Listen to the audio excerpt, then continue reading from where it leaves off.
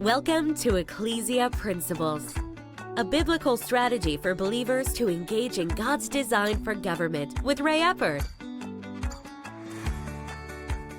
Hello, good to talk to you again today. Today we're going to be talking about David and Goliath and the message that David delivered to Goliath on his way toward Goliath.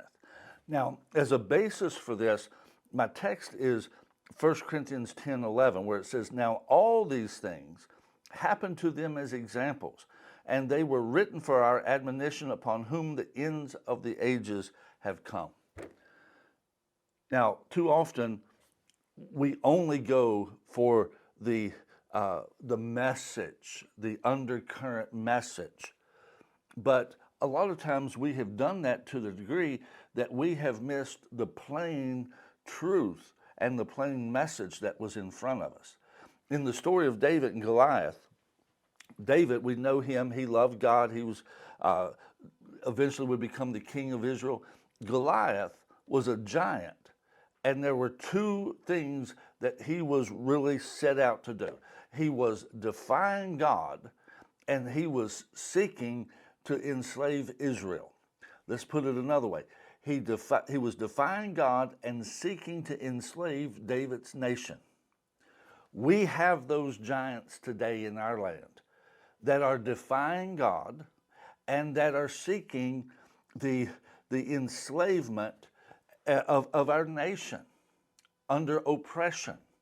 That is happening today. There are those people, and they are giants in the land. Now, in the New Testament, we do not fight like David did. We do not wrestle against flesh and blood. We need to pray for some Saul of Tarsus experiences for some of those giants, that they come to Jesus in that. But the message that David delivered to Goliath as he was running toward him, the Bible tells us that David ran toward Goliath. The problem is the church today is not running toward the giants. We're pulling back and talking about how much they can do and how little we can't. No, David was running toward Goliath. He basically told him, "I'm going to defeat you, and I'm going to defeat the entire army that's with you." And he had 5 smooth stones in his bag that he was carrying. And at that point, there were 5 Philistine giants in the land. All 5 of them were defeated during David's lifetime.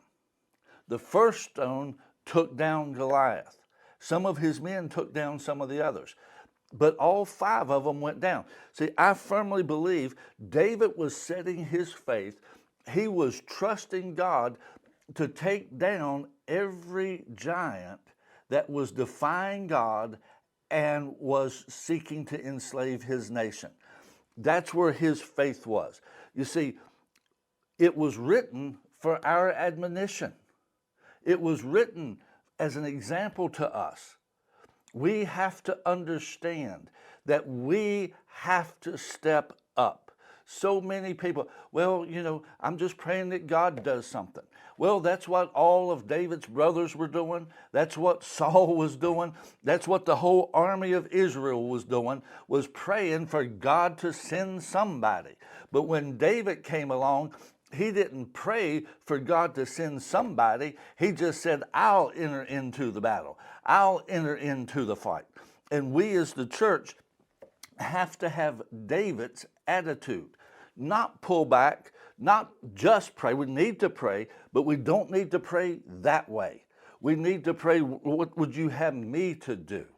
Because God wants us to have victory over the giants that defy God and seek to enslave our nation.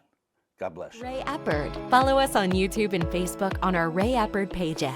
This program was brought to you by Victory Worship Center and World Outreach. Services Sunday 9 o'clock and 11 o'clock, 200 Hammond Lane, Stanton, Virginia.